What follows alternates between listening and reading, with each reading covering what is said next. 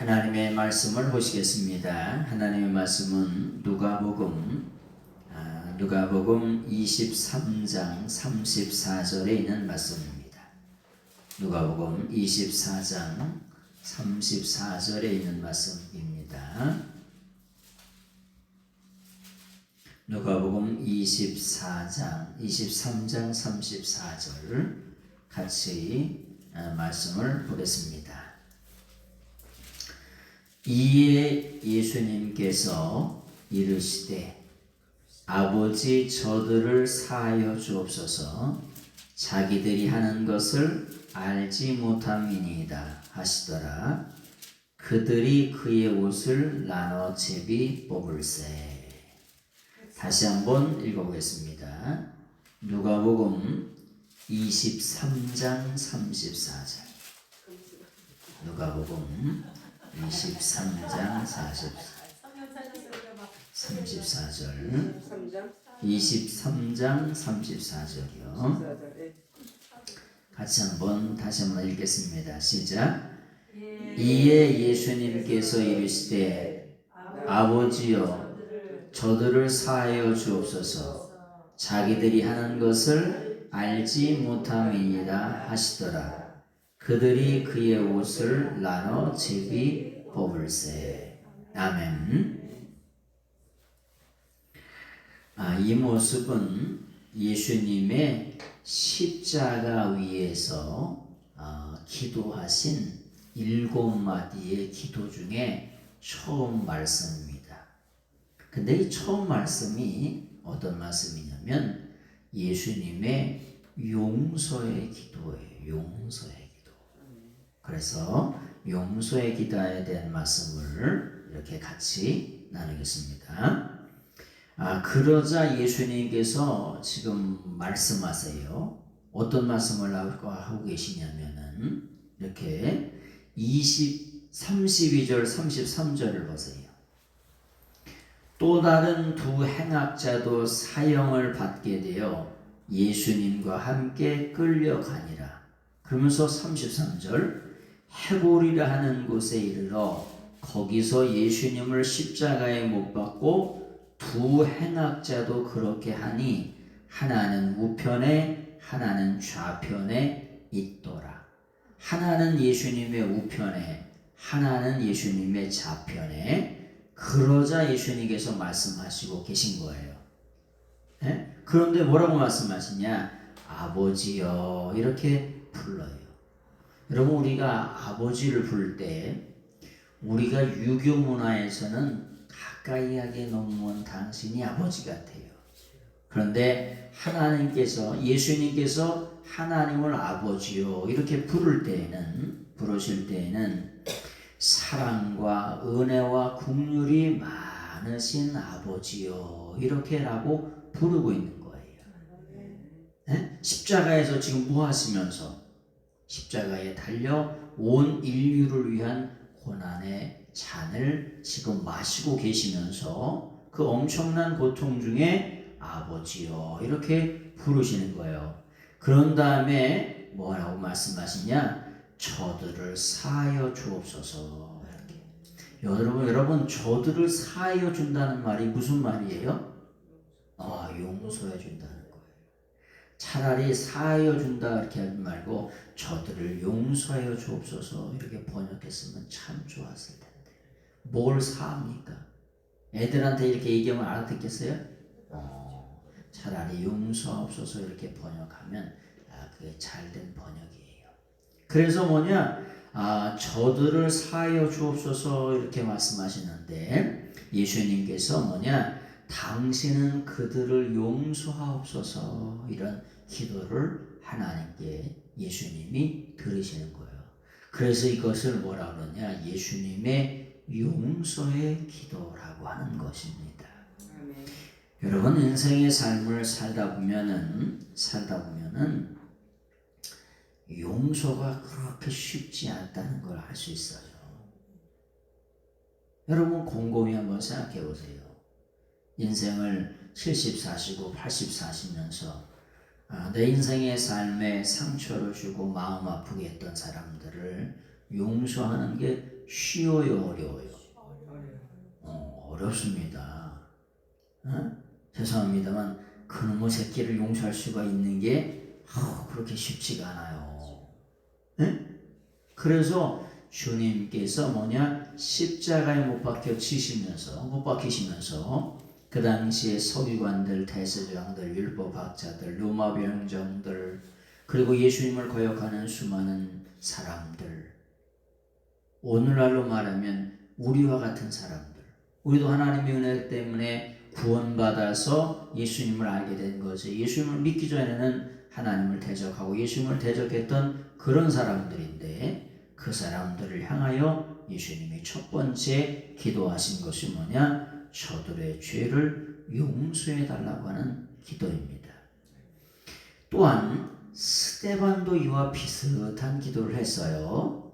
사도행전 7장 60절에 보면은 무릎을 꿇고 크게 불러 이르되 주여 이 죄를 그들에게 돌리지 마옵소서. 이 말을 하고 자니라. 여러분, 이 말을 하고 자니라 그러는데 잤다는 거예요? 자빠져 잤다는 거예요? 그게 아니라 뭐였다는 거예요? 이 말을 하고 돌팔매에 맞아가지고 숨을 거두었다. 영원한 한나라 천국에 갔다는 것을 이렇게 표현하는 거예요. 근데 그 돌을 던지는 그 수많은 무리들 앞에서 어떻게 했다는 거예요? 그들의 죄를 용서하옵소서. 영의 눈이 열려서 하나님의 세계가 예수님이 하나님의 보좌 우편에 앉아 계신 것을 스데반이라고 하는 집사님이 보고 저들의 죄를 용서해 달라고 하는 그런 기도를 하는 것을 바라보게 됩니다. 근데 그 기도 앞에 제일 황당해 했을 사람이 누구냐? 사도 바울일 겁니다.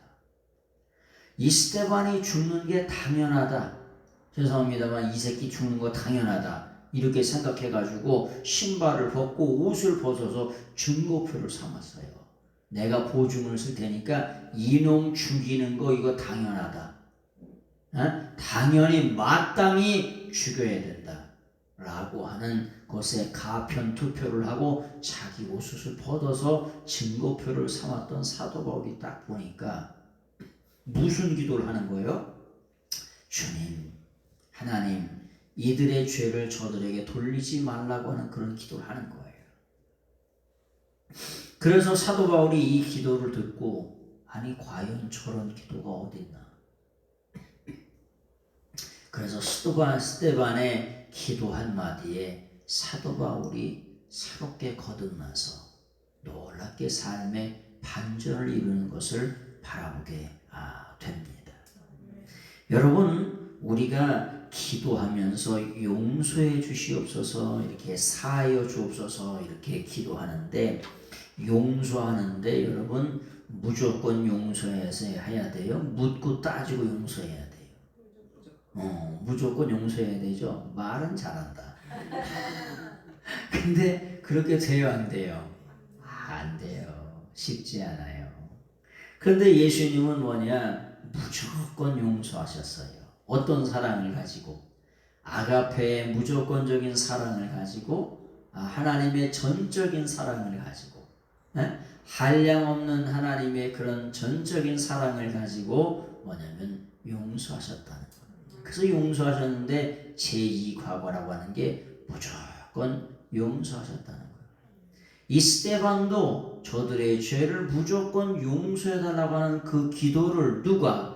사도 바울이 기가 막히게 그 기도를 들었을 거야. 야, 저런 놈이 어딨냐? 근데 그 기도를 통해서 사도 바울이 놀라운 삶의 변화를 이룬 걸 바라보게 됩니다. 시편의 53편 7절의 말씀에 보면 예수님이 곤욕을 당하여 괴로울 때에도 그가 입을 열지 아니하였으며 마치 도수장으로 끌려가는 어린 양과 털 깎는 자 앞에서 잠잠한 양같이 그의 입을 열지 않았도다. 여러분, 양이 1년에 한 번씩 뭘 해요? 털을 깎아줍니다. 털을 안 깎아주면 어떻게 돼요? 털을 안 깎아주면 치렁치렁 해가지고 어떻게 되냐? 양이 걷지를 못해요. 또 양이 이 털에 세균이나 벌레 같은 게 묻어가지고 안 깎아주면은 뭐냐? 건강에 치명적인 상처를 입습니다. 그래서 양이 있잖아요.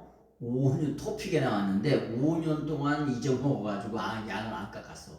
그랬더니 어떻게 되냐? 눈에 이렇게 다 완전히 이렇게 되고 털을 깎았는데 털이 35kg가 나왔어. 5년 동안 안 깎았기 때문에. 그래가지고 걷지도 못해. 이렇게 돼가지고 완전히 이렇게 이게 양이 무슨 송아지보다 더 뚱뚱해 이렇게 됐어. 이렇게.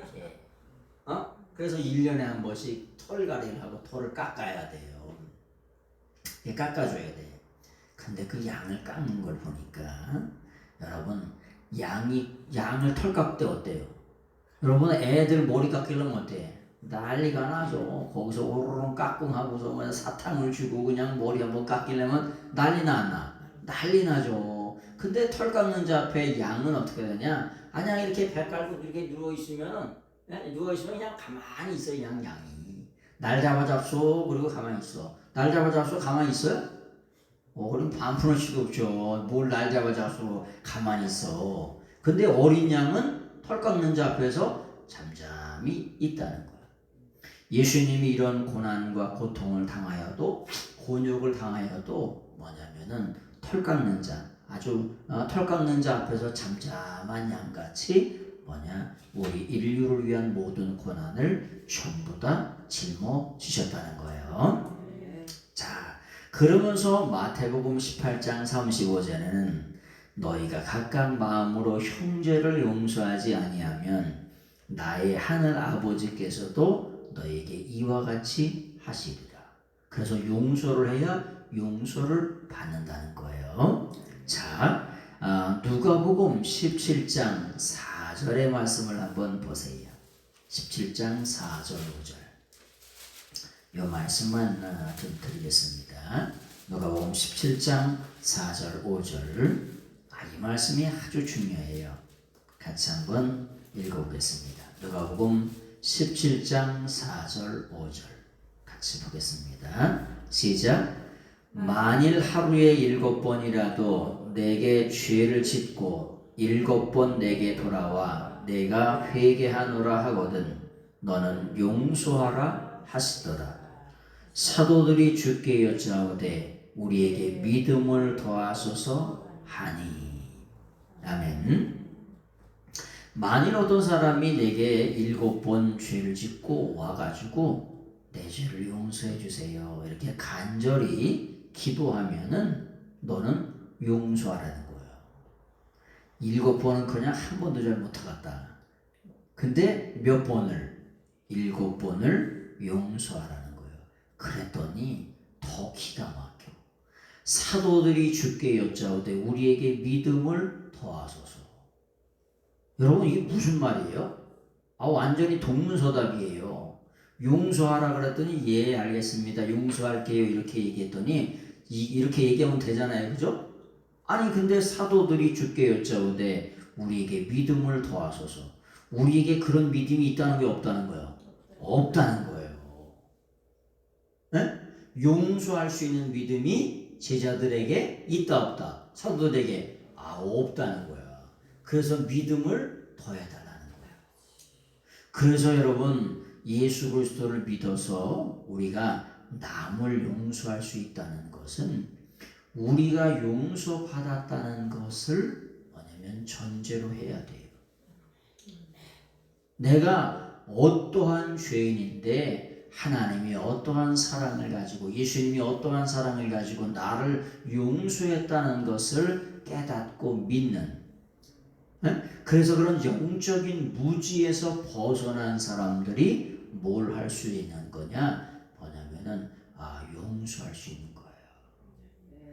내가 어떠한 죄인인데 하나님 아버지의 예수님의 어떠한 사랑을 받고 내가 용서받았다는 것을 깨닫는 사람들이 뭐 할 수 있느냐? 진정으로 용서할 수가 있는 거예요. 네? 그래서 그런 영적인 무지에서 우리가 반드시 벗어나야 될 줄로 믿습니다. 우리가 영적인 무지를 spiritual ignorance라고 얘기해요. 근데 이 spiritual ignorance라고 하는 영적인 무지에서 벗어나려고 하면 내가 하나님으로부터 예수님으로부터 어떠한 죄악이 용서받았는지를 반드시 깨닫고 믿게 될 때에 그 일들이 해결이 되는 줄로 믿습니다. 그래서 이 용서의 기도라고 하는 것이 우리 인간의 본성이나 감정으로는 어렵다는 거예요. 불가능에 가깝습니다. 그런데 예수님께서 뭐라고 말씀하시냐면은 너희에게 겨자씨 하나만 같은 믿음만 있어도 이 산을 돌리어 바다에 던질 수 있다는 말씀을 하세요. 아니 믿음을 더해달라고 얘기했더니 더 생뚱맞게 예수님이 뭐라고 말씀하세요? 아니 겨자씨 하나님과 같은 믿음만 있으면은 바다에 던지는 것처럼 그 일들이 이루어진다고 이렇게 말씀하시는 거예요. 무슨 말씀이냐? 우리 인생의 삶 속에 억울한 일을 당하여도 하나님이 갚아주신다. 하나님이 응답하시면 된다. 그런 마음이 있으면 그런 마음이 뭐라도 아주 겨자씨만한 요따구만한 코딱지보다 더 작은 요만한 믿음만 있어도 용서할 수 있다고 하는 거예요. 하나님이 내 인생의 주관자가 되셔서 반드시 우리 인생의 삶의 어려움을 하신다? 갚아주신다. 그런 믿음이 여러분의 삶 속에 늘 언제나 있어지시기를 예수님의 이름으로 축원합니다. 그래서 17장 6절에 보면 주께서 이르시되 너에게 겨자씨 하나만큼 한 믿음만 있더라면 이 뽕나무로도 뿌리가 뽑혀 바다에 심기어라 하였을 것이요 그것이 너에게 순종하였으리라. 여러분 뽕나무가 바다에 이렇게 던져지면 뿌리가 뽑혀가지고 바다에 던져져요? 뽕나무 보고 바다에 던져라 그러면 던져줘요 안 던져?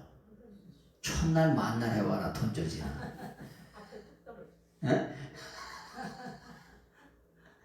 무슨 말이냐? 이걸 뭐라고 하냐? 그 유대 사회에서는 기적이라고 얘기해요. 그런데 우리가 믿음이 요따구만한 것만 있어도 기적 같은 일이 일어난다는 거예요. 마지막 간증의 말씀을 드리고 마칩니다. 2차 대전에 유대인들이 망해가지고 철저히 망해서 완전히 전 세계에 다 흩어졌잖아요. 그런데 코리덴붐이라고 하는 예수님 믿는 여자분이 있었어요. 근데 이분이 독일 병정한테 잡혀가지고 군인들한테 잡혀서 어머니 아버지도 죽고 그 다음에 자기 언니도 강간을 당하고 자기도 몹쓸 짓을 당했어요. 그래가지고 그 슬픔이 얼마나 크겠습니까? 전쟁이 끝나고 나서 예수 그리스도의 복음, 용서의 복음을 전하면서 전 세계를 다녔어요. 그래서 21세기에 사도 바울이라고 할 정도로 전 세계를 다니면서 이 전쟁의 참상을 소개하고 내가 그 사람들을 용서했노라 라고 하는 그런 간증을 하고 다녔습니다. 근데 그러던 어느 날 어느 곳에서 간증을 하는데 나를 괴롭혔던 그 독일 군인이 이렇게 오는 거예요. 저 사람도 나를 알고 나도 그 사람을 알아요. 그러니까 이 코리덴붐이라고 하는 여자가 거기서 완전히 경직이 됐어요.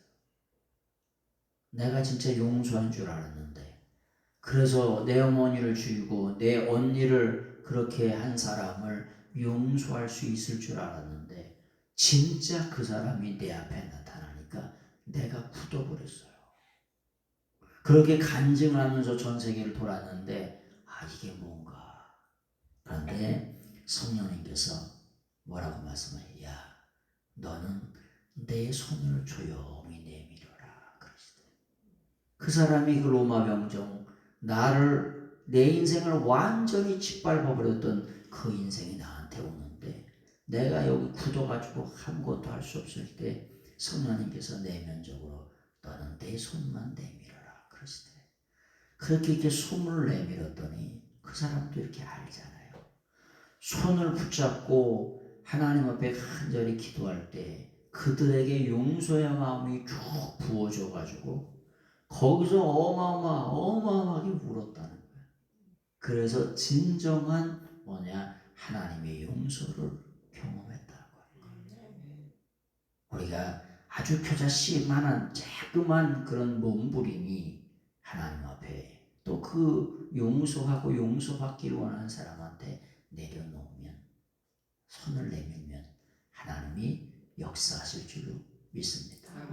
그래서 인생의 삶 속에 용서받고 또 용서하시는 그런 삶을 사시는 그런 귀한 삶이 되시길 바랍니다. 기도하겠습니다.